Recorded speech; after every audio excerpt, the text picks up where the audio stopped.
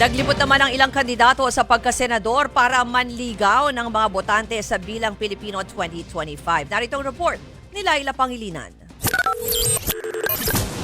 Nag-motorcade ang senatorial candidate na si Willie Revillame sa Cabuyao, Laguna.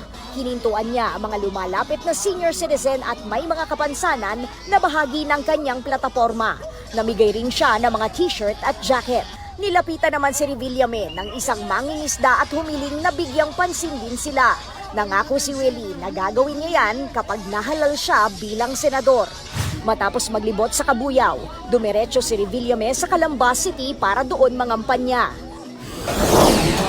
Naglibot naman sa palengke sa Dagupan City, Pangasinan si re-electionist Senator Amy Marcos. Nakipag-selfie rin siya sa ilang nagtitinda at namimili.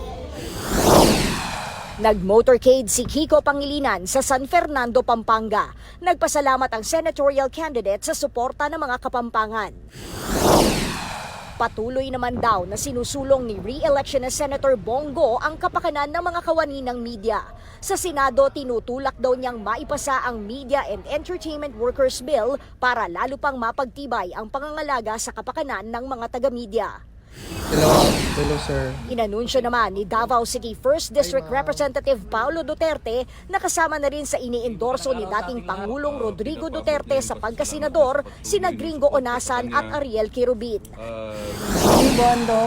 Sa isang video, inendorso naman ni Vice President Sara Duterte ang senatorial candidate na si Jimmy Bondoc. Kabilang si Bondoc sa Duterte na iniendorso ni na VP Sara at dating Pangulong Rodrigo Duterte. Nagbabalita mula sa Frontline, Laila Pangilinan, News 5.